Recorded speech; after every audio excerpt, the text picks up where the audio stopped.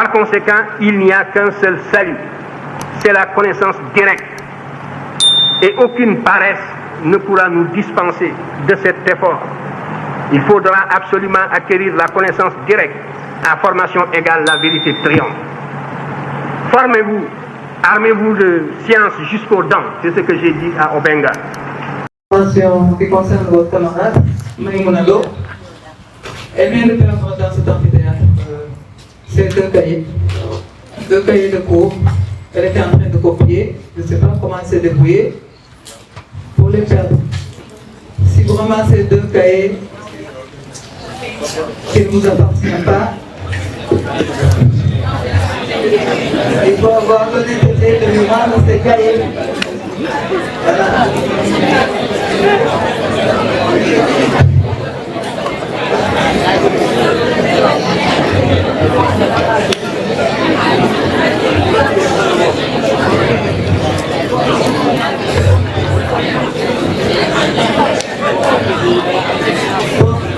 Alors, c'est une petite parenthèse, j'espère que sa demande sera satisfaite. On va démarrer, vous installer au fond. Hein?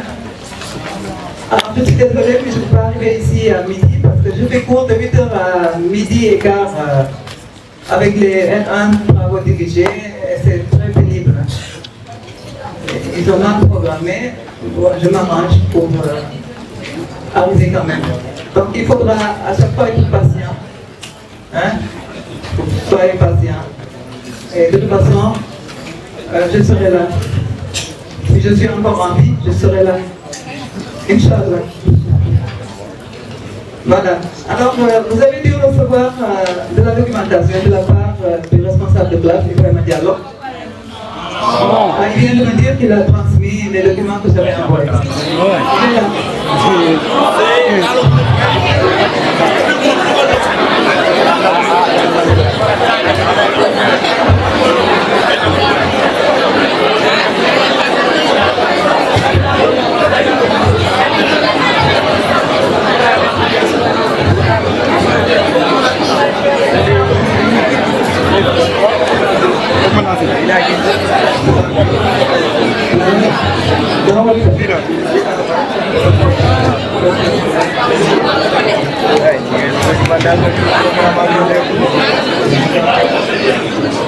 Alors, il faut qu'on s'écoute.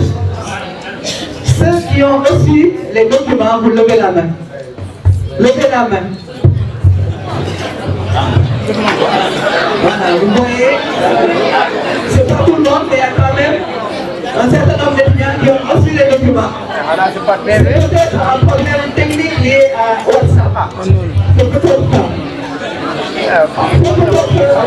C'est pas lui, mais c'est peut-être WhatsApp.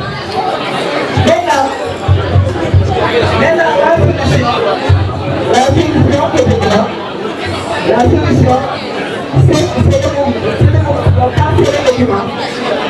Vous prenez les coordonnées de vos camarades qui ont les documents et ils vous les transmettent. Voilà, ils sont là, vous les enlevez la main, vous rapprochez d'eux, ils vous transmettent.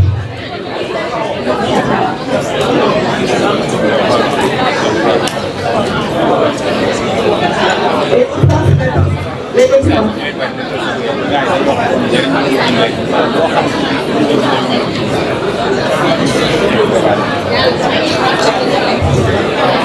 C'est la situation que je vois. C'est technique, c'est pas lui. C'est pas lui. Il l'a envoyé. Et si tu n'es pas inscrit auprès de lui, tu utilises ton numéro de téléphone avec WhatsApp. Sinon, il peut pas vous envoyer les documents, évidemment. Ouais, il le renvoie encore.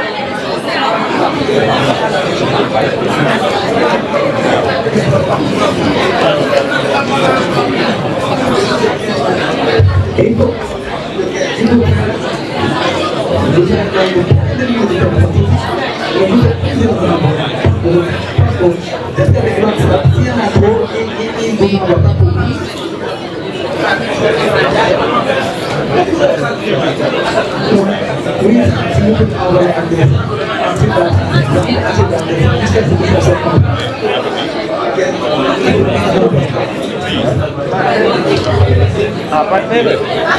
Est-ce que vous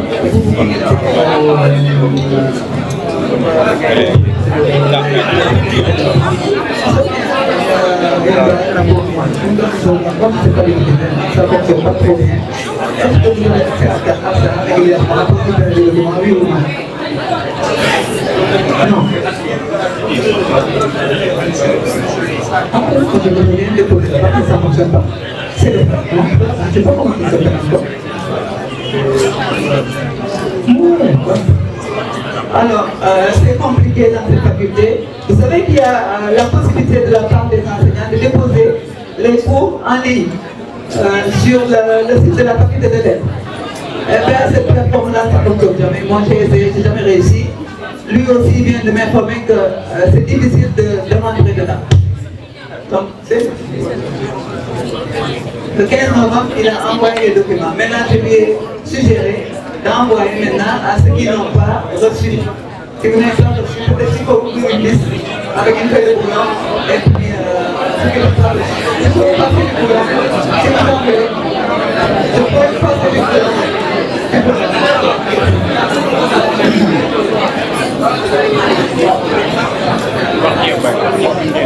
Alors, autre information importante. Vous écoutez bien. Vous écoutez bien. C'est Ibrahima Diallo qui est responsable de la classe. Moi, je communique avec Ibrahima Diallo. De grâce, ne m'envoyez pas, comme vous voulez, des SMS à non plus finir. J'ai reçu plein d'SMS qui me demandent, madame, la semaine passée, madame, est-ce qu'on doit faire cours ce samedi? Combien de fois j'ai dit qu'il y a élection et qu'il y a des étudiants qui voyagent et que le cours est annulé? Combien de fois je l'ai dit? J'ai reçu plein de SMS me disant, madame, est-ce qu'on doit faire cours ce samedi? Comment il faut vous parler? En wolof peut-être? Arrêtez de parler en français. Moi, je ne peux pas communiquer avec 10 étudiants, ce n'est pas possible. Je communique avec Ibrahima Diallo, qui communique avec vous. Voilà, ça se passe comme ça. En Master 2, pareil. Il y a un ou deux responsables à chaque fois. Je communique avec eux et eux, ils transmettent. Alors, qu'est-ce que je fais? Quand je vois un numéro que je ne connais pas, je bloque. Alors, je passe tout mon temps à bloquer les numéros. Madame, je suis un étudiant de L3. Est-ce qu'on fait cours ce samedi? Je me demande qui devra passer même mon numéro de téléphone, je ne sais pas. Eh bien, c'est simple, je bloque. Hein. C'est même pas la peine de m'écrire. Dès que je vois que je ne connais pas, je n'ai pas enregistré, je bloque. Alors, on va faire pour aujourd'hui en présentiel. Samedi prochain, Inch'Allah, que Dieu nous prête vie, on fera cours. Ensuite, on passera au cours en ligne. Les cours en ligne, vous savez qu'il faut acheter de la connexion, il n'y a pas de solution que de payer la connexion. Il faut voir quelle est la connexion qui a le meilleur débit. Je me dis qu'Orange, par exemple, en général, Orange ou Free, soit bien que ça fonctionne bien. Donc, c'est de la connexion pour 2 heures de cours. Il y a 6 heures programmées en ligne. Pour les cours qui vont rester, les cours du mois de décembre. Voilà. Pour les cours du mois de décembre, c'est 2 heures en ligne, à partir de midi 14h. Moi, j'ai mis même 10h midi. Si jamais je peux faire cours à 10h, je ferai cours. Ça dépend. Ça dépend. De toute façon, je vais en parler d'abord au cours prochain. Je vais vous confirmer. Et Ibrahima Diallo se chargera de vous confirmer qu'on pourra faire cours de 10h à midi au lieu d'attendre midi 14h. Parce que midi 14h, il y a la prière à 14h, c'est un peu gênant. Et non seulement cela, mais il y a des gens qui mangent à 13h, hein, qui veulent aller au resto à midi 30. Et donc 10h midi, c'est mieux, si c'est possible. Voilà, c'est mieux à mon avis. Pour en ligne, acheter la connexion. Alors la connexion, ce n'est pas mon souci, ce n'est pas mon problème, c'est le vôtre. C'est à vous de vous battre pour que le ministère de l'Enseignement supérieur vous accorde des boîtes de connexion, je ne sais pas comment l'appeler, hein, des crédits de connexion, hein, puisqu'on vous impose de suivre des cours en ligne. Moi, je trouve que c'est faisable. Ça, on l'a fait déjà durant crise de Covid-19, vous aviez de la connexion. Durant en 2020, vous n'avez pas de connexion. Tout le monde n'avait pas de connexion. Moi, je me souviens que vous avez fait des efforts. En tout cas, c'est une revendication qui tient la route. C'est une revendication qui est très légitime. Ils doivent se débrouiller pour vous aider à acheter de la connexion. Puisque par été, on doit basculer complètement vers les enseignements en ligne. C'est-à-dire les cours en présentiel là vont disparaître. Vous voyez? Donc c'est une revendication qu'il faut tenir. C'est extrêmement important. Moi je ne sais pas quoi dire de plus. Voilà, donc pour le prochain, dernier cours en présentiel, on va démarrer maintenant. On va démarrer, vous prenez un dictée pour calmer les gens. Il convient de reconnaître une inégalité. Il convient de reconnaître une inégalité. Il convient de reconnaître une inégalité d'aménagement spatial. Il convient de reconnaître une inégalité d'aménagement spatial au profit de la ville. Il convient de reconnaître une inégalité d'aménagement spatial au profit de la ville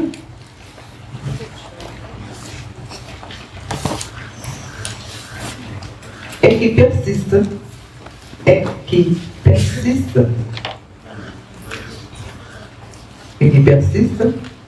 notamment dans les pays du Sud. Et qui persiste notamment dans les pays du Sud.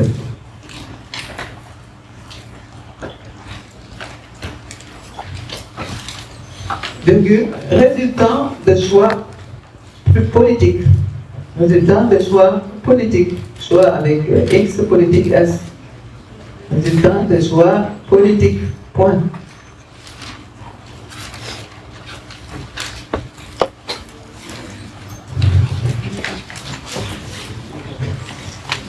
Alors, on va parler politique. Un peu politique, pas beaucoup. Hein. On sort d'élections, des élections législatives. La politique, ça ne plaît pas à tout le monde, mais on ne peut pas éviter la politique. Parce que c'est par la voie politique qu'on gouverne les pays de ce monde. Alors, les sciences politiques ont réussi à se hisser et à imposer une gouvernance publique ou politique des pays du monde, des pays du globe. Et je ne crois pas qu'il y ait beaucoup de pays qui aient échappé à ce système. On fait des élections présidentielles pour élire une personne qui incarne le pouvoir exécutif. Ensuite, on fait des élections législatives pour choisir un certain nombre de personnes qui se disent représentatives du peuple sénégalais et qui siègent à l'Assemblée nationale incarnant le pouvoir législatif, c'est-à-dire qu'ils vont voter les lois qui vont régir la gouvernance de ce pays. Et enfin, comme vous le savez, il y a des élections municipales locales pour élire les gouvernants à l'échelle des collectivités territoriales, à l'échelle des régions, des départements et des communes. C'est ça. Eh bien, on est dedans, on est dans ce système. Et la politique décide de tout. On va se référer à un exemple concret, qui est l'exemple le plus parlant. Depuis l'indépendance du Sénégal en 1960 jusqu'à nos jours, il y a eu plusieurs pouvoirs exécutifs, plusieurs présidents de la République. Nous avons eu comme premier président de la République à l'indépendance du Sénégal ce Léopold Sédar Senghor, le paysan poète, qui s'attachait beaucoup à la culture et qui est parti. Ensuite, deuxième président de la République, Abdou Diouf. Pour ces deux premières phases de la période post-coloniale, eh bien, c'est la politique socialiste qui a été en vigueur. La politique socialiste, Senghor, a beaucoup tenu à accompagner l'agriculture et les paysans. Ça, c'est vraiment le cachet qu'on peut coller à la gouvernance senghorienne. Il s'occupait du rural, c'est le seul président d'ailleurs, à mon sens, qui se soit si bien rapproché de la masse paysanne. Et dans les paysans, les équipements en matériel agricole, les accompagnants.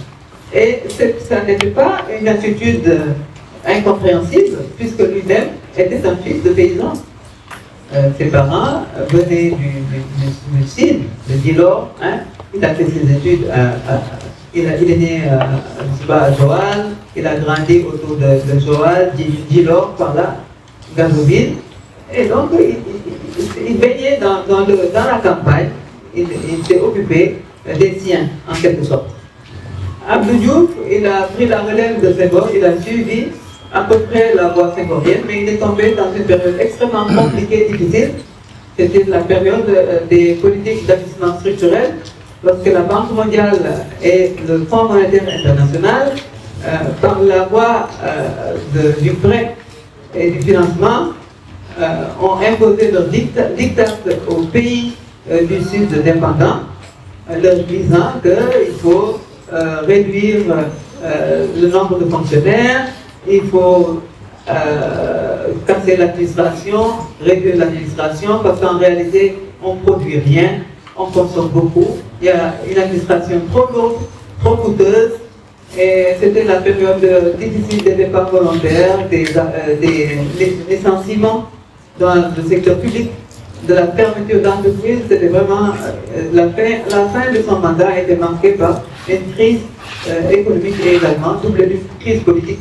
Parce que lorsque l'économie maintenant ne marche pas, eh bien, les opposants en profitent pour dire voilà, il ne sait rien faire, il est nul, vous voyez comment vous souffrez, alors que ce n'était pas lui, c'était le diktat de la Banque mondiale et du Fonds monétaire international.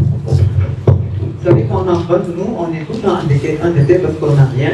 On emprunte pour payer le salaire des fonctionnaires, on emprunte pour régler les problèmes de l'enseignement supérieur, on emprunte, finalement on est endetté auprès des bailleurs de fonds internationaux, et eux aussi ils profitent de cet endettement pour nous imposer la voie à suivre, pour s'immiscer dans la gouvernance de nos pays. Et ça, c'est ça le drame des pays du Sud. Ils ne sont pas tout à fait autonomes. Alors vous savez, on est dans une période avec un nouveau régime qui est en place, avec un leader qui veut casser avec ce système de dépendance. Ce leader, tout le monde le connaît, c'est Ousmane Sonko, c'est pas le président de la République, il est tout cool, tout gentil, tout mignon. Sonko, lui, il n'est pas mignon face aux Français. Lui, il veut casser complètement avec le système colonial, avec la dépendance vis-à-vis des pays forts, des pays développés.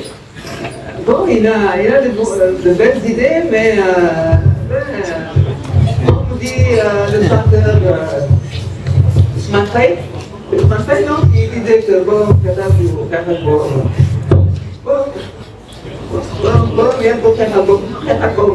sais pas comment l'exprimer, donc on n'a rien. Hein? Même pour avoir du riz à midi, il faut emprunter, ensuite on va demander aux pays asiatiques de nous vendre du riz. Ils nous vendent du riz, on achemine de riz, après on met sur le marché, les gens mangent. Il faut encore emprunter de l'argent pour acheter les denrées de première nécessité. C'est la Banque mondiale qui prête, c'est le Fonds monétaire qui prête, c'est la France qui aide, c'est l'Allemagne qui aide.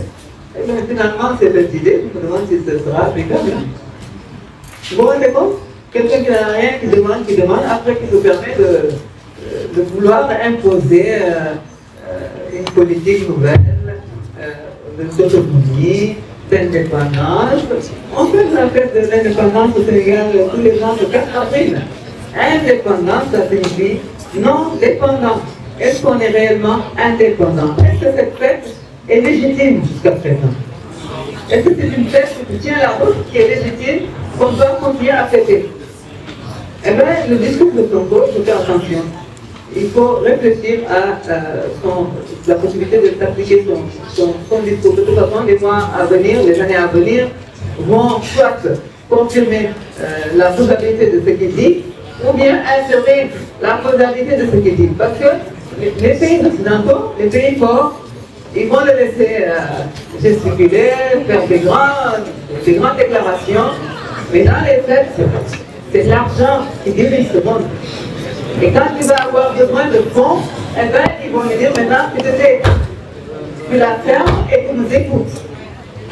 Si tu ne veux pas que le peuple sénégalais meure de faim, tu dois faire ceci, faire cela, faire cela. Et là, ils vont imposer.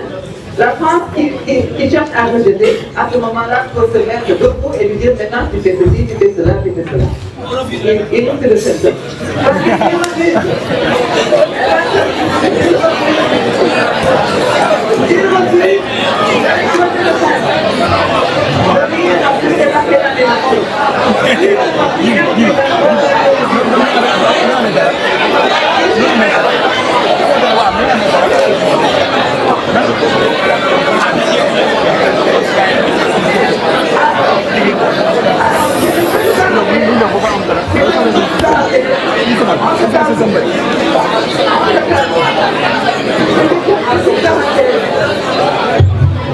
c'était une parenthèse pour nous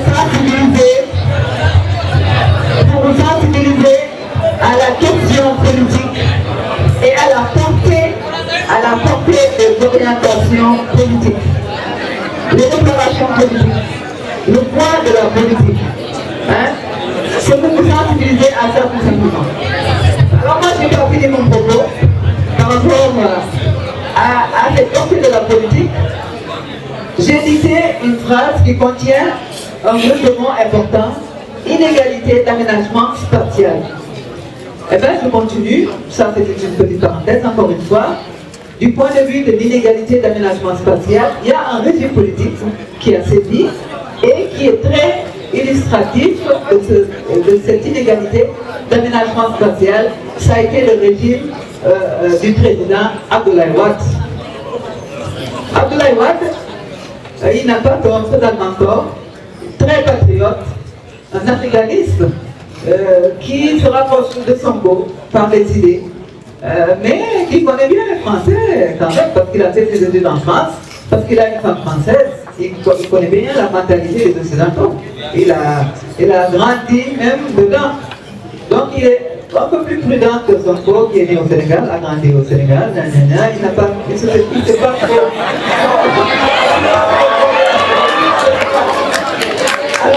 Alors, Abdoulaye Wade, un grand patriote. Abdoulaye Wade, un grand patriote. Qu'est-ce qu'il a fait?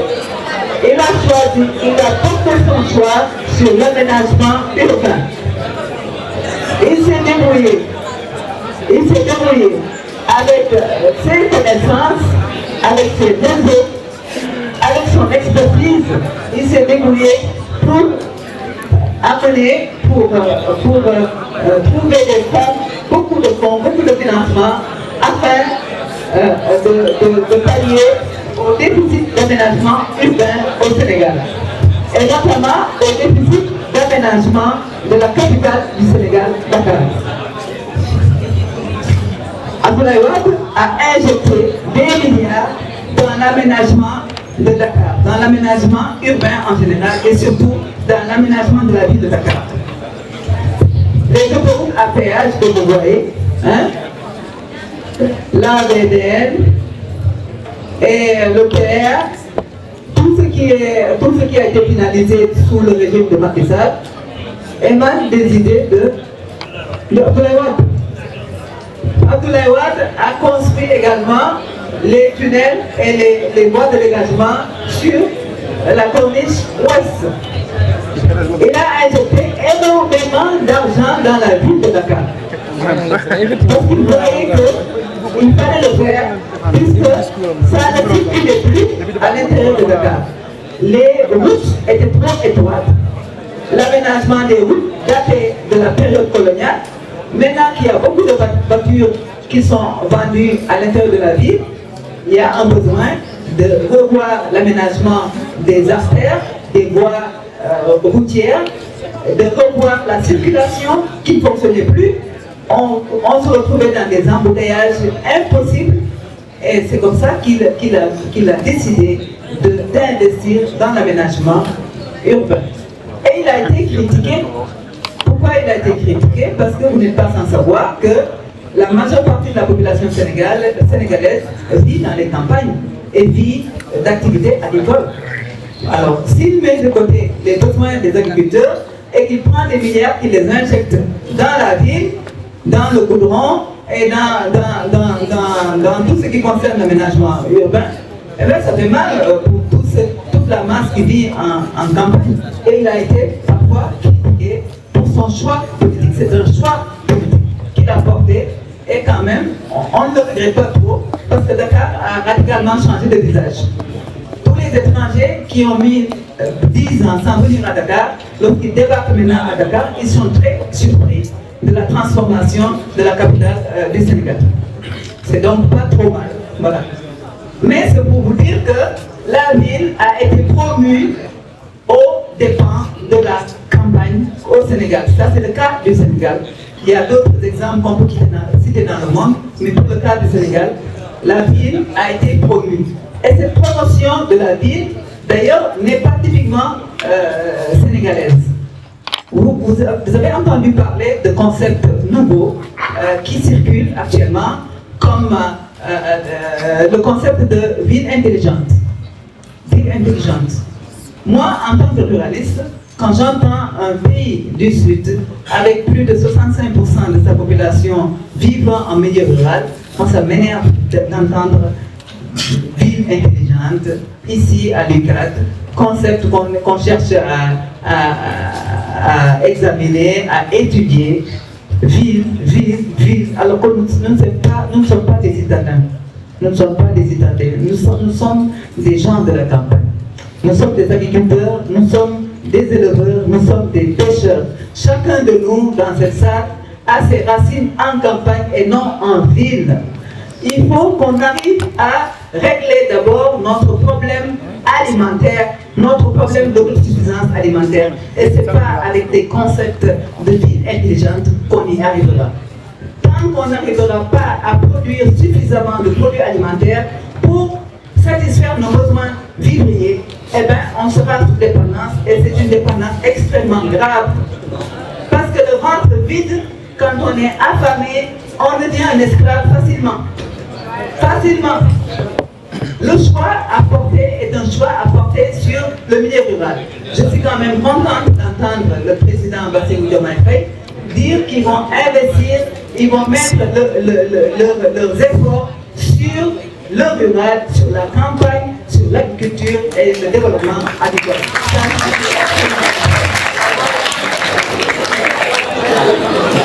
Par contre,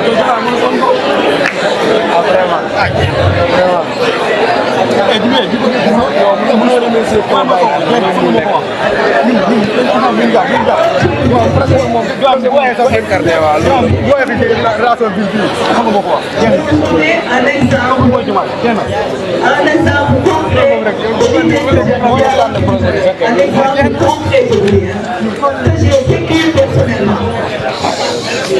Vous écoutez, on s'écoute, c'est extrêmement important. Je vais ajouter un exemple pour illustrer, c'est à titre illustratif.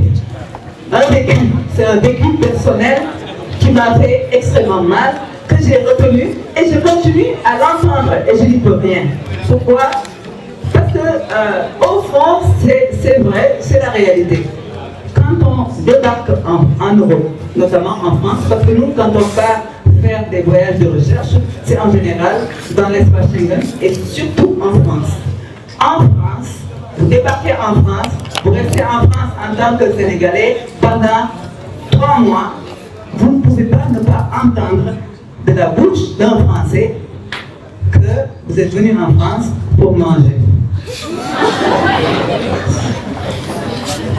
Que vous sortez d'un pays d'affamés un pays où les gens n'ont pas assez à manger, il y a plein de problèmes d'alimentation, on est pauvre, sous-alimenté, malnutri, et quand on débarque en France, notre souci c'est de manger.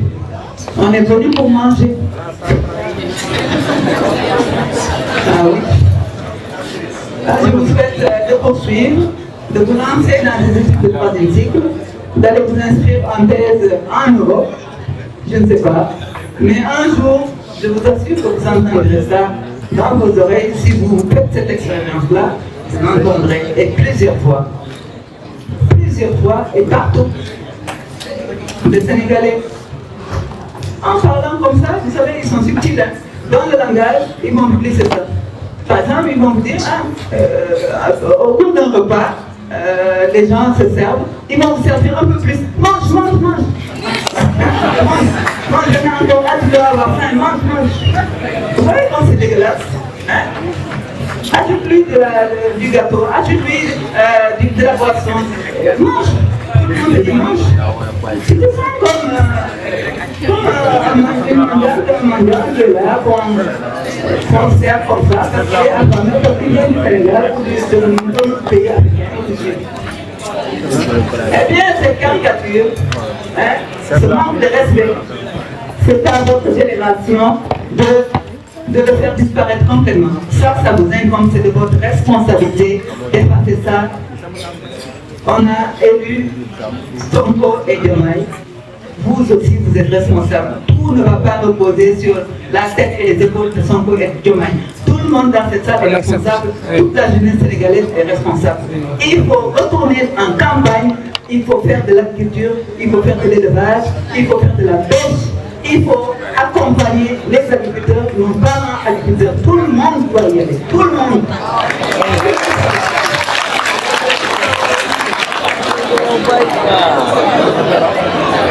Oui.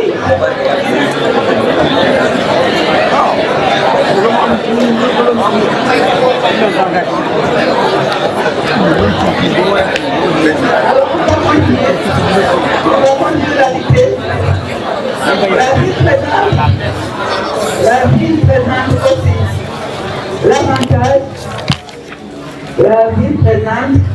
aussi l'avantage, d'abriter l'essentiel des ressources intellectuelles. La ville présente aussi l'avantage d'abriter l'essentiel des ressources intellectuelles des pays. L'essentiel des ressources intellectuelles des pays est présente dans les villes. Des ressources intellectuelles. On ne va pas dire qu'il n'y a pas d'intellectuels en milieu rural, hein, ça, il ne faut pas le dire. Hein. Il y a des intellectuels en milieu rural. Il y a des grandes figures de la culture qui vivent en milieu rural dans les campagnes.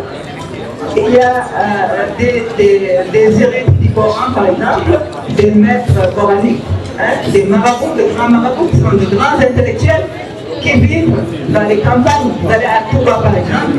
Touba n'est pas une campagne, mais vous pouvez aller dans la campagne à Diourbel, hein, dans les villages publics.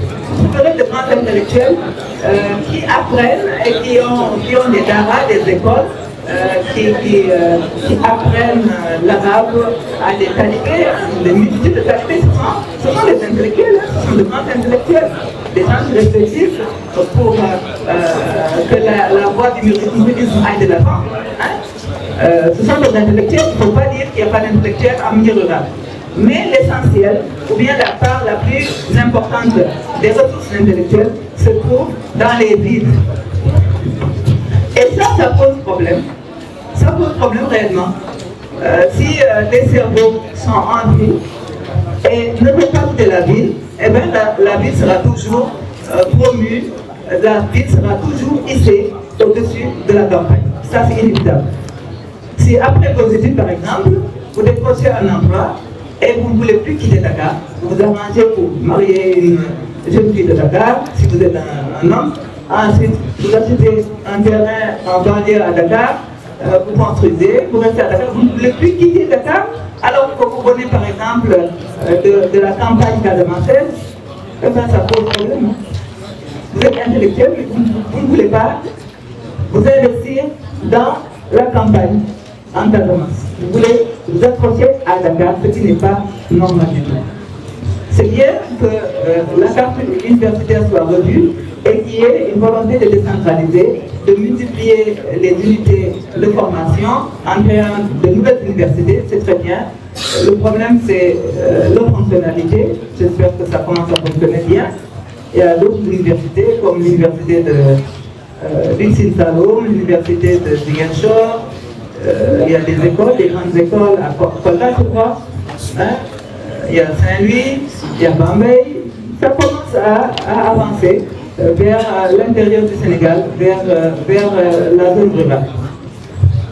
Et c'est bien pour équilibrer, au moins d'un point de vue de l'équilibrage des ressources intellectuelles, ça permettra à long terme d'équilibrer. Mais une telle réalité est accentuée, une telle réalité est accentuée. Une telle réalité est accentuée par l'inégalité d'accès à l'instruction. Une telle réalité est accentuée. Une telle réalité est accentuée par l'inégalité d'accès à l'instruction. Une telle réalité est accentuée par l'inégalité d'accès à l'instruction.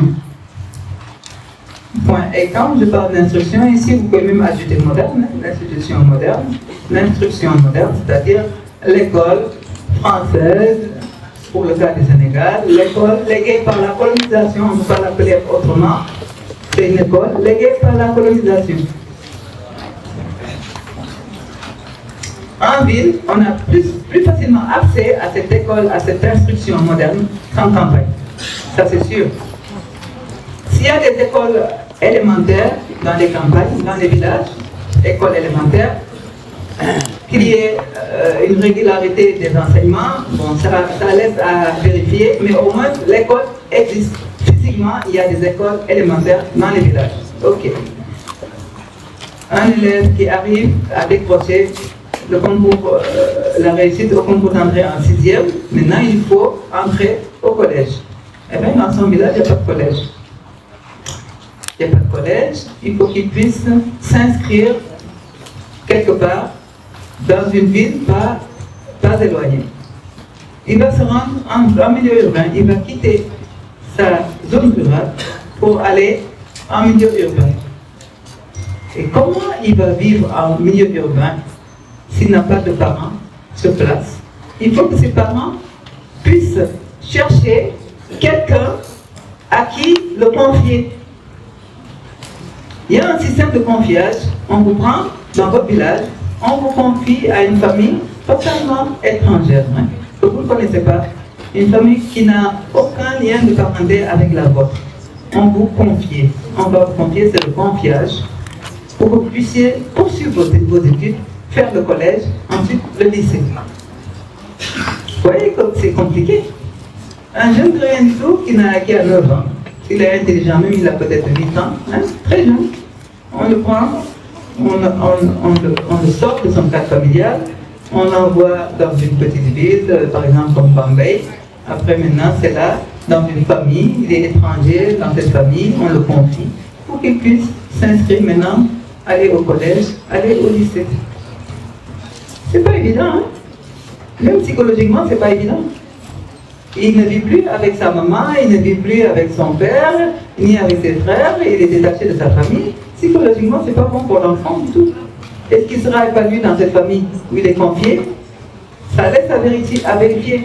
Pour vous dire que c'est extrêmement compliqué pour les ruraux de continuer leurs études correctement et d'accéder à des niveaux intellectuels, à des niveaux d'instruction élevés. C'est beaucoup plus compliqué que Dakar. Dakar, il y a des écoles partout, il y a des écoles de formation, il y a des universités, il y a tout ce que vous voulez. Université privée, université publique. Mais Même dans la rue, vous pouvez apprendre, hein, d'accord, il n'y a pas de souci. Si vous avez la connexion Internet, vous installez n'importe où dans la rue, vous mettez votre connexion, vous avez un ordinateur, vous pouvez apprendre. Hein. Ce n'est pas le cas dans les campagnes du tout. Et c'est ça qui crée de l'inégalité aussi. Et c'est cette inégalité qu'il faut corriger à long terme. À la ligne, vous mettez au XXIe siècle,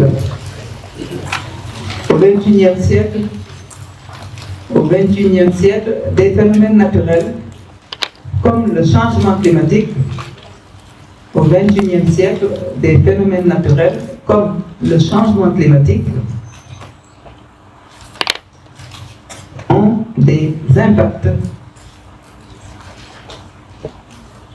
Au XXIe siècle, ou bien en ce XXIe siècle, tout le monde sait qu'on a changé de siècle récemment, et qu'on est dans le XXIe siècle, des phénomènes naturels, comme le changement climatique,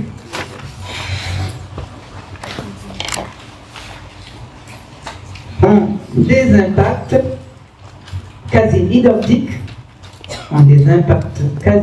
identiques dans les villes et dans les campagnes. Ont des impacts quasi identiques dans les villes et dans les campagnes.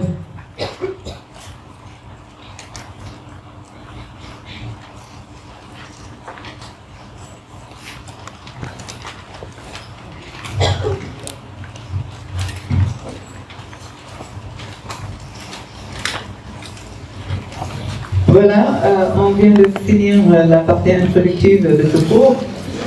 C'est que la partie introductive.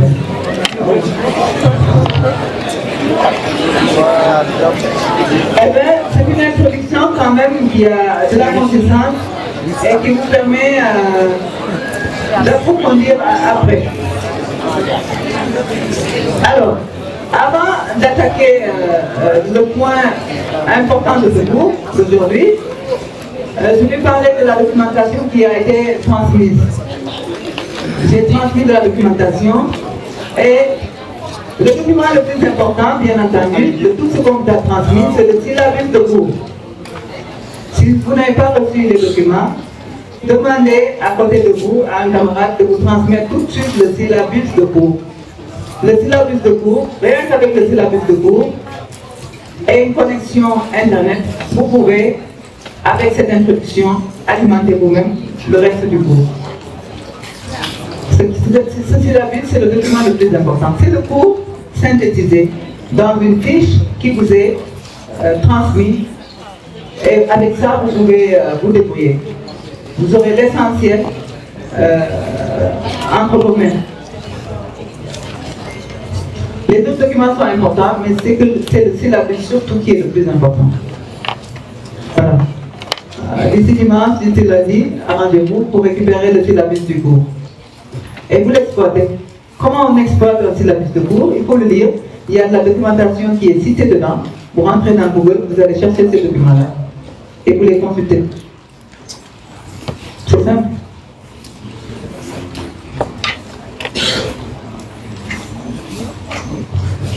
Voilà. Eh bien, aujourd'hui, j'ai voulu aujourd'hui parler de la ville, définir le concept de ville. C'est quoi la ville? C'est le point central de ce cours d'aujourd'hui. C'est quoi la ville? Pourquoi la ville se distingue de la campagne?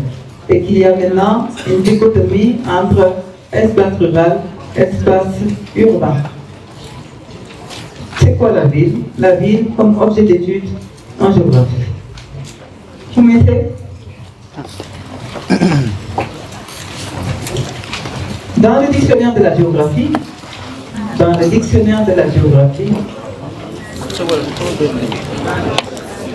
le titre c'est la ville comme objet d'étude en géographie.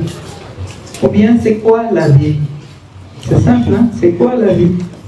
Point d'interrogation.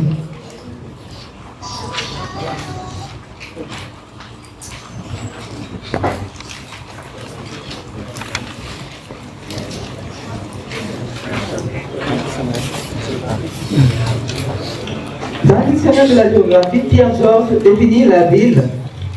Dans le dictionnaire de la géographie, Pierre-Georges, c'est son nom de famille, Georges, Pierre-Georges, définit la ville comme, ouvrez les guillemets, définit la ville comme, ouvrez les guillemets, un groupement de population agglomérée. Définit la ville comme un groupement de population agglomérée. C'est population qui est agglomérée, donc E accent E. Un groupement de population agglomérée défini par un effectif de population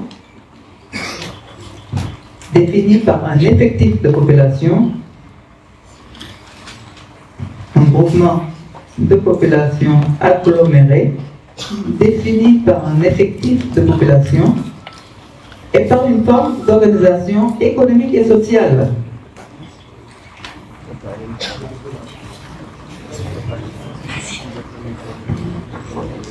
Défini par un effectif de population et par une forme d'organisation économique et sociale. Par un effectif de population et par une forme d'organisation économique et sociale. Point. Fermez les guillemets.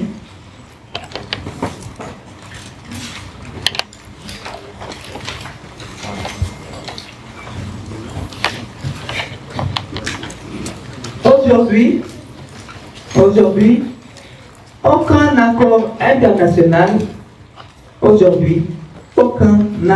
international n'existe autour de la définition de la ville. Point.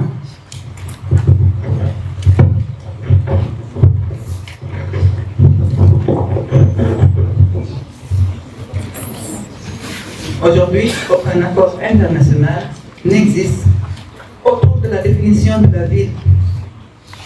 Point.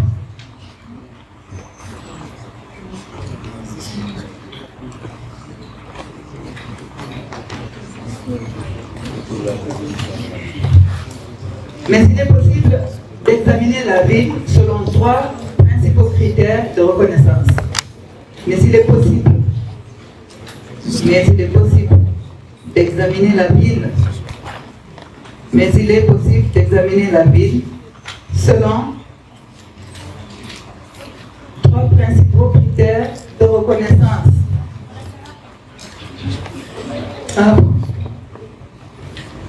Normalement, je ne dois pas dicter, moi je n'aime pas la dicter. Moi je préfère expliquer et vous prenez des notes. Et je sais qu'il y a des gens qui ne savent pas prendre des notes.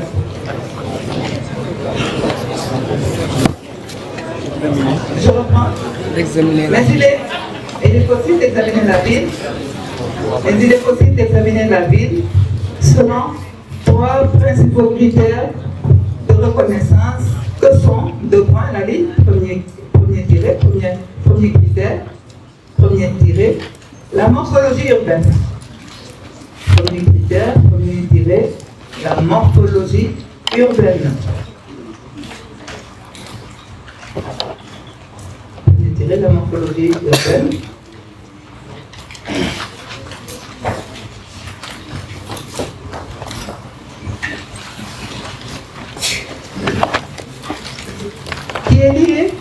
Qui est lié à la continuité du bâti,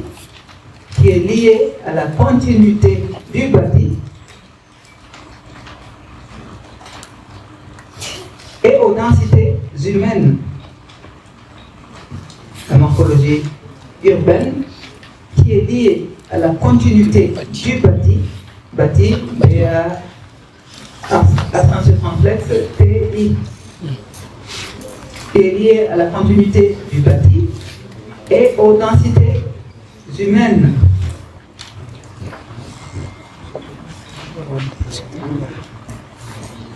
Alors vous voyez, en ville, vous avez dû remarquer, ceux qui le remarquent plus facilement, ce sont ceux qui viennent du rural.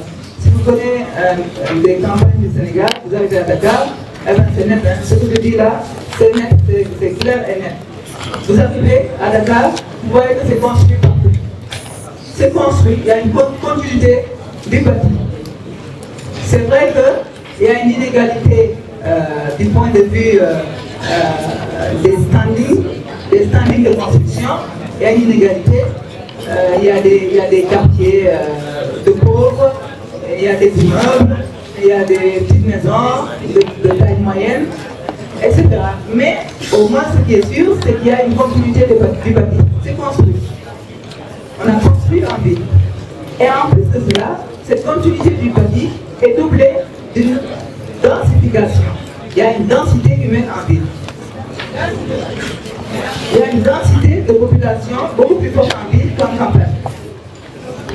Quand vous circulez dans les villes de Dakar et que vous circulez dans les ruelles de votre village, vous voyez que c'est tout à fait différent. Dès que vous rentrez au village, quand vous arrivez, c'est calme. C'est calme. Dès que vous arrivez, vous-même, vous vous calmez. Vous sortez de choses, Sango, Nyanya, vous venez de Dakar, vous arrivez dans votre village, c'est calme. C'est calme. Vous n'avez pas beaucoup de circulation, vous n'avez pas de voitures, beaucoup de voitures, de gens qui circulent.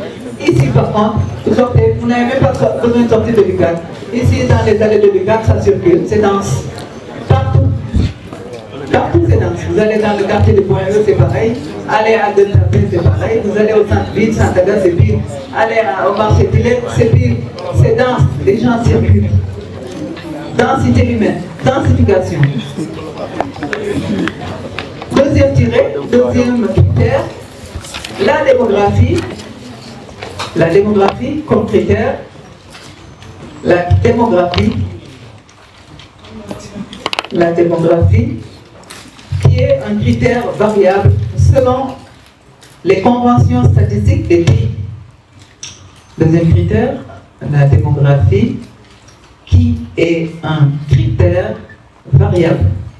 Qui est un critère variable selon les conventions statistiques des pays. Point. Selon les conventions statistiques des pays.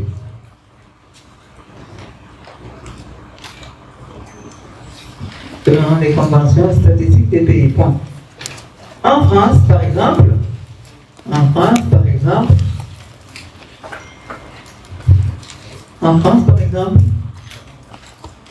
une ville est un groupement.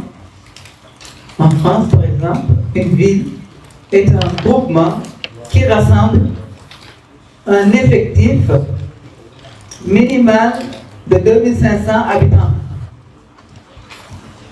En France, par exemple, une ville est un groupement qui rassemble un effectif minimal de 2500 habitants. Point.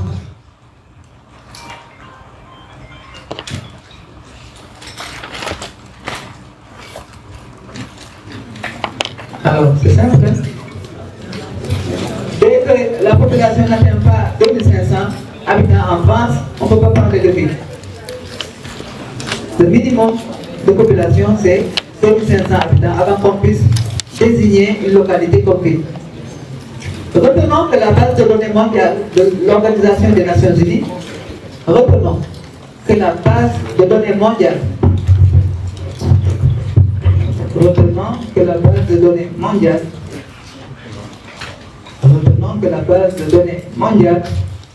de l'Organisation des Nations Unies,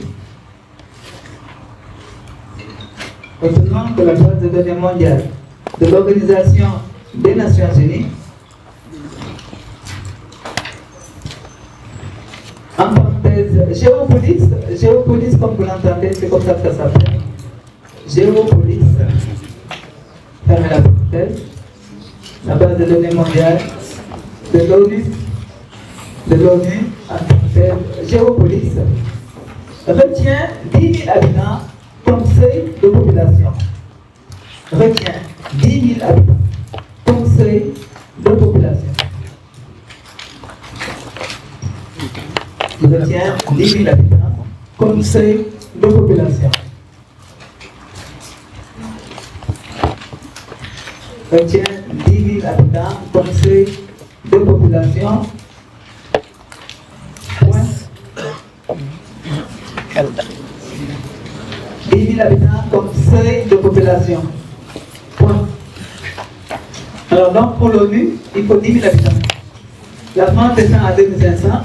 L'Organisation des Nations Unies ne reconnaît pas une localité comme ville si cette localité ne concentre pas 10 000 habitants. On a la démographie, le critère démographique. Mettez au début du XXe siècle, il y en a qui parlent, qui discutent, qui rigolent. Il faut arrêter de rigoler. Vous là, vous parlez trop. Vous dérangez, vous ne vous rendez pas compte que vous dérangez. Il faut arrêter de discuter, de rigoler. Au début du XXe siècle, les agglomérations de plus d'1 million d'habitants, au début du XXe siècle, les agglomérations de plus d'1 million d'habitants étaient rares dans le monde.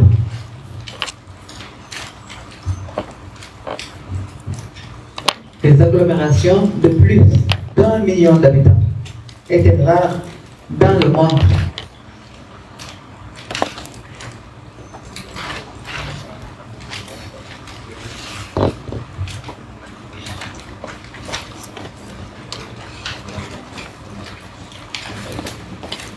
En 2011, on en comptait 21.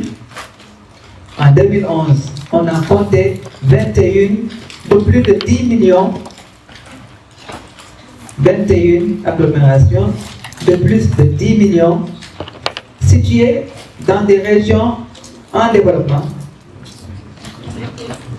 En 2011, on en comptait 21. On en comptait 21 de plus de 10 millions d'habitants, bien entendu. De plus de 10 millions d'habitants. 21 de plus de 10 millions d'habitants, situés dans des régions en développement. Situés dans des régions en développement d'Asie, d'Afrique et d'Amérique latine. Point.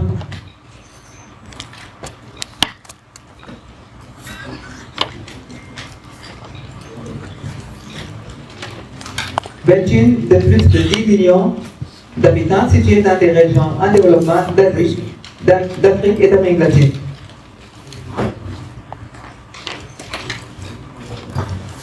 Alors, je l'ai déjà dit dans l'introduction, je crois bien, et il faut le répéter, la ville a grossi, la ville a été alimentée en effectif de population par la voie de la migration des populations des campagnes vers les villes.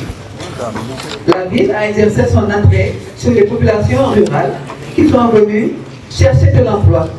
Et pourquoi chercher de l'emploi? Parce que par le biais de l'industrialisation, il y a eu une création d'emplois en milieu urbain. Des emplois dans les industries, des emplois dans les secteurs du commerce, des emplois dans le secteur des services, les banques, tout ce que vous pouvez imaginer comme secteur de services, un développement de filières d'emploi et d'absorption des jeunes actifs. Voilà, des jeunes actifs. Et donc, c'est comme ça que les gens ont quitté les campagnes pour venir en ville, pour venir chercher de l'emploi, chercher de quoi satisfaire leurs besoins économiques. C'est donc l'industrialisation qui est le premier pilier de la densification de population en ville. Alors, le deuxième pilier, ou le deuxième fait qu'il faut retenir, c'est le fait climatique. Le climat également a amené des vagues de population vers les villes. Quand ça va mal à l'intérieur, eh bien les gens plus bagages, ils vont dans les villes. C'est simple. Quand il y a eu des crises de sécheresse, des crises climatiques, d'assèchement climatique, en 1973, 1984, 1991, ce sont des épisodes de sécheresse. On arrive en juillet, au mois de juin, fin juin, juillet, pas de pluie. Août, pas de pluie. Septembre, pas de pluie ou bien de pluie très fine. Eh bien, c'est la grande catastrophe. Hein? Comment on peut semer s'il ne pleut pas? D'habitude, fin mai, début là, alors là, franchement, vous ne me gênez pas. Hein? On dirait qu'ils sont à Sandaga, quoi. Ça discute, ils rigolent, ils discutent. Alors, qu'est-ce que je voulais dire même? Les crises climatiques, l'impact des crises climatiques sur la densification humaine dans les villes. 1973, les repères sont pour le Sénégal et pour les pays du Sahel. Crise climatique de sécheresse en 1973, en 1984, en 1991. Je dis bien que fin mai, début juin, en général, les paysans sont en train de nettoyer les champs, de se préparer à la saison des pluies, à la saison hivernage, la saison agricole. Hein? Qu'est-ce qui se passe? Il n'y a pas de pluie au mois de juillet. On arrive au mois d'août, il n'y a pas de pluie. Il a préparé son champ, mais il n'y a pas une goutte d'eau qui est tombée. Pas d'eau en août, on arrive fin août, on a une petite pluie de rien du tout qui a duré 30 minutes. Une fine pluie qui est tombée. Août, septembre. Septembre jusqu'à mi-septembre, on a encore une deuxième fine pluie de rien du tout qui n'arrive même pas à bien mouiller le sol. Septembre, on continue, on arrive en octobre, c'est ça la saison des pluies. Eh bien, c'est la grande catastrophe. Vous imaginez ce qui se passe dans ces situations-là? Vous imaginez ce qui se passe, les scénarios qui se présentent. La pluie, quand la pluie tombe, ça permet une régénération de la végétation. Je ne parle même pas de l'activité d'agriculture, la mise en culture des sols, non, je ne parle pas de ça. Moi, je parle de la régénération de la biomasse végétale. S'il pleut, c'est vert partout. Les arbres régénèrent, toute la végétation, tout le couvert végétal régénère. S'il ne pleut pas, eh bien les arbres commencent à souffrir de la détresse hydrique et il y a certains arbres qui meurent. Pareil pour les animaux. Vous avez un troupeau qu'il faut approvisionner en eau. Vous allez au forage ou au puits parce qu'il n'a pas plu. La nappe phréatique est tellement profonde parce que c'est la pluie qui alimente l'eau souterraine.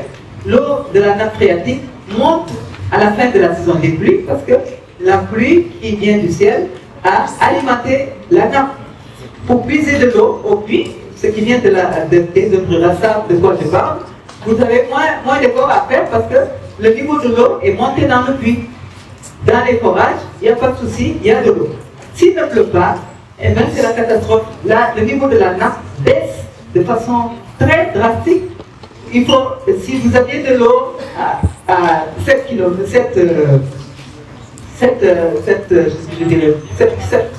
de profondeur, eh bien vous allez se retrouver à 15 ou 20 km en profondeur. Vous imaginez l'effort que vous faites pour faire de l'exo sur 20 km ou 15 km de profondeur. C'est horrible. Il n'y a pas d'eau, il n'y a pas d'eau de surface. Il n'y a pas de marigots, les marigots ne sont pas alimentés, les mares temporaires ne sont pas alimentées. Et bien le bétail également commence à souffrir du manque d'eau et le bétail meurt. Le bétail ne trouve pas des pâturages, pas de ressources végétales, hein, rien à régénérer. Le bétail ne trouve pas d'eau pour s'approvisionner en eau. Et bien les animaux crèvent. Vous avez dû voir, quand il y a eu ces problèmes de sécheresse, vous voyez des images atroces de têtes de bétail qui périssent, qui sont étalées à perte de vue dans les campagnes. Ça existe, ces images-là existent. Et bien, c'est ce qui a sévi en 1973, 1984 par exemple.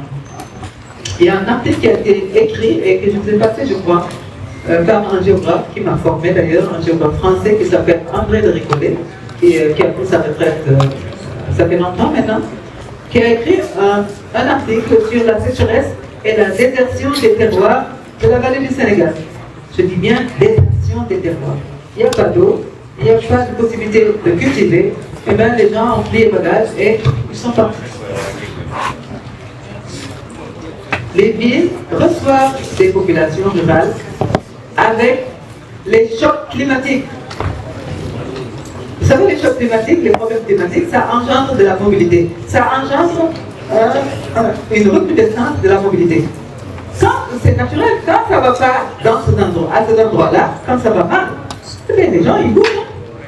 On n'a pas attaché vos pieds à un arbre, non. Vous n'avez pas d'eau, vous n'avez pas à manger, vous ne pouvez pas cultiver, il n'y a pas de niébé, il n'y a pas d'arachide, il n'y a pas de mil, il n'y a rien. Hein? Dans le grenier est vide, il n'y a même pas d'eau, vous allez au puits pour sortir l'eau est à 20 km, qu'est-ce que vous faites là-bas? Vous ne pouvez pas la supporter. Les gens bougent. Les crises climatiques sont les crises les plus graves de ce monde.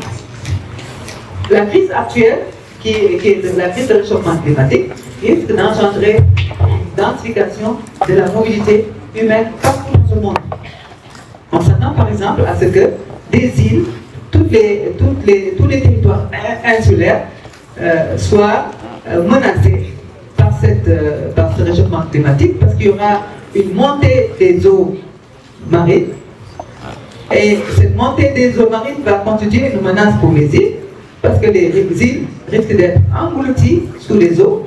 Les populations, quand ils vont être dans ces situations de détresse, là, ils vont partir. Hein. Ils vont partir, émigrer en Europe, en Afrique, ailleurs, mais ils vont quitter les îles. Et ça fait des vagues de migration. Une densification des mouvements migratoires causés par les chocs climatiques. C'est grave, hein? Ce qu'on vit actuellement, le phénomène du réchauffement climatique, là, c'est très grave. Comment ça se manifeste dans les pays du Sahel occidental? Au Sahel occidental qui nous concerne, nous sommes un pays du Sahel occidental, comme la Mauritanie, comme le Mali par exemple. Eh bien, comment ça se manifeste pour le Sahel occidental? C'est un phénomène de forte variabilité de la pluviométrie. À l'intérieur d'une année, on peut avoir des périodes de forte pluie et des périodes d'absence totale de pluie. À l'intérieur, par exemple, de la saison des pluies, vous pouvez avoir un mois et demi avec des pluies normales, de fortes pluies, tout le monde est content. Tout d'un coup, on a une semaine sans goutte d'eau. Et ça se répète. Donc, des sécheresses, des périodes de sécheresse en pleine saison des pluies. Ou bien, comment ça peut se manifester dans ce Sahel occidental? Il paraît que la quantité globale d'eau qui va tomber va diminuer dans la partie occidentale du Sahel. Et dans la partie orientale, c'est-à-dire que si vous avancez vers le Niger ou vers le Tchad, eux, ils vont recevoir plus d'eau qu'ils n'ont l'habitude de recevoir. Vers le Niger et vers le Tchad, c'est encore beaucoup plus sec que le Sénégal et la Mauritanie, d'habitude. Mais actuellement, ce que nous vivons, suivez l'actualité actuellement, il y a des inondations au Niger et il y a, pareil, au Tchad. Ils reçoivent beaucoup de pluie. C'est un phénomène de dérèglement climatique. Les allures, les profils pluviométriques ne sont plus en concordance avec les profils normaux. Le profil normal pluviométrique au Sahel a changé. Que ce soit à l'ouest ou à l'est, les profils ont changé. Les choses sont perturbées. Parce que le climat se réchauffe. Et qu'est-ce qui a réchauffé le climat? Je l'ai expliqué, c'est l'industrialisation. Hein. C'est le revers de la médaille, comme on dit en langue française, c'est le revers de la médaille. On a gagné de ce côté, mais on perd de l'autre. On a produit, les industries ont produit plein de choses. Hein. Beaucoup, tout ce qu'on peut imaginer. Hein. Des habits, des aliments, tout ce que vous voulez, des appareils électroniques, des avions, tout ce que vous voulez. Hein. Mais en lâchant des gaz à effet de serre et en s'attaquant à la couche d'ozone, en détruisant la couche d'ozone qui protège la Terre contre les rayons du soleil. Vous vous rendez compte? Pour les besoins de consommation, hein, pour s'habiller chic, avec des chemises, je ne sais pas de quelle marque, bien des baskets de dernier cri là, eh bien on détruit la planète. On met la planète en péril. L'industrialisation. Et l'industrialisation, ce n'est pas les pays pauvres d'Afrique ou d'Asie du Sud ou d'Amérique latine, non. Les pays industrialisés, comme vous le savez, ce sont les pays du Nord, les pays occidentaux, les pays forts. Ce sont eux qui décident. Et il y a des pays en voie de développement, comme la Chine, hein, qui sont concernés également par ces décisions. Et bien, chaque année, il y a une conférence qui s'appelle la COP, la conférence des partis. Je crois que ça se tient tous les ans ou tous les 2 ans. C'est pour décider ensemble de comment il faut faire pour résoudre ce problème, pour contrecarrer ce réchauffement climatique. Il faut suivre l'actualité, COP21, COP23, ça se passe tous les ans. Ça réunit les décideurs et les représentants de la société civile pour prendre des mesures afin d'essayer de trouver des solutions à ce phénomène de réchauffement climatique. Voilà, il faut se serrer la ceinture, il faut rectifier pendant qu'il est temps, sinon ça ne va pas, et bien sinon on va détruire la planète. Dernier critère, et on pourra s'arrêter. Troisième tiré.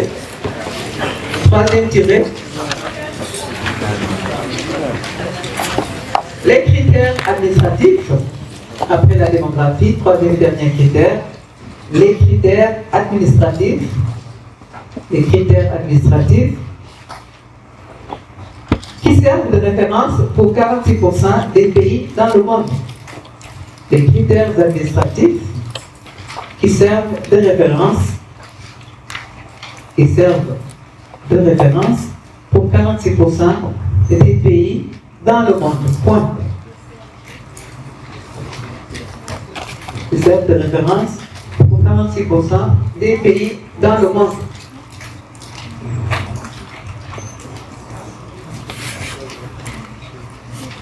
Pour 46% des pays dans le monde. Alors, je vais vous donner un exemple concret qui est actuel également pour le Sénégal, très actuel. C'est le phénomène politique de la décentralisation. La décentralisation qui est un phénomène qui n'est pas nouveau du tout. La décentralisation a démarré depuis 1972, il n'était pas né. Avec la première réforme de l'administration territoriale et locale du Sénégal, 1972, il y a une loi et un décret qui sont consacrés à cette réforme. C'est la première étape de la décentralisation et qui a consacré la création de communautés rurales. Avant, il n'y avait pas d'unité administrative territoriale qui s'appelait communauté rurale. C'est en 1972 que les communautés rurales ont été créées. C'était sous le mandat politique de Feu Léopold Sédar Senghor. Il s'attachait au rural et il a créé les communautés rurales pour gouverner à la base les territoires, à la base au milieu rural, à partir du milieu rural. Et ça a évolué jusqu'en 2013, année de la promulgation de l'acte 3 de la décentralisation qui marque l'acheminement du processus de décentralisation.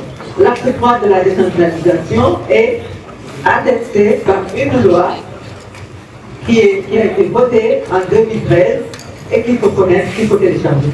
Pour entrer dans Google, vous téléchargez la loi de l'acte 3 de 2013. Et il faut lire cette loi, ça fait partie de votre culture scientifique. Il faut comprendre ce que dit cette loi. Pareil, même vous pouvez télécharger le décret de 1972 sur la réforme de l'administration territoriale et locale en 1970 et vous comparez les deux. Et vous lisez le texte de la loi. Et qu'est-ce qui est dit, qu'est-ce qu'il faut retenir essentiellement de ce texte de l'acte 3? C'est la communalisation intégrale. C'est la volonté politique de diriger les communes comme unité territoriale de base de l'administration et de la gouvernance publique. Voilà. On reprendra les prochaines fois.